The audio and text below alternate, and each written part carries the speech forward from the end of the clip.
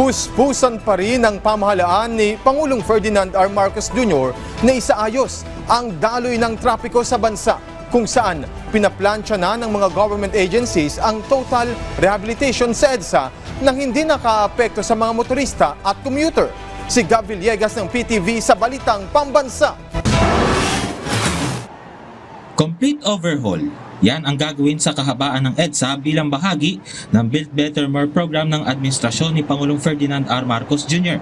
Ayon kay Department of Transportation Secretary Vince Dizon, halos 50 taon na ang nakalilipas mula nang huling inayos ang EDSA. Dahil sa trabahong patsi-patsi over the last decades, ramdam ng mga kababayan nating dumadaan sa EDSA, yung resulta nun. Baku-bakong daan, hindi pantay-pantay, maraming mga butas-butas sa ibang lugar. And it's not a very comfortable ride. Kasama sa pinag-aaralan ang mga plano para mabawasan ang abala sa mga motorista at commuter habang isinasagawa ang rehabilitasyon. Mananatiling bukas ang EDSA Bus Carousel na nagsiservisyo ng halos 200,000 mga pasahero. Kasama sa plano ang iba't ibang local government units. Inilatag naman ng Department of Public Works and Highways ang posibleng gagawin nila sa EDSA na target matapos sa ilalim ng termino ni Pangulong Marcos Jr. Tatanggalin po ang lahat ng konkreto.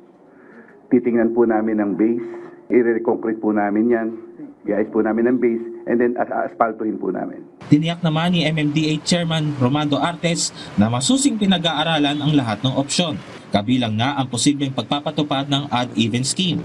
Inaayos na rin ang mabuhay lanes bilang alternatibong ruta para sa mga motorista at commuter. Major artery ito, magsasara tayo ng lane, mababawasan yung capacity ng EDSA. So, pinagpiplanuhan po natin yan, yung alternate routes and all. At ang kabilin-bilinan lamang po ng ating Pangulo ay i-prioritize ang convenience ng ating mga motorista. Sa susunod na linggo ang ilalabas na pinal na plano para mapaghandaan ng publiko ang rehabilitasyon ng EDSA. Higit 400,000 motorista ang dumadaan sa EDSA na may habang 32 kilometro. Mula sa People's Television Network, Gab Villegas para sa Balitang Pambansa.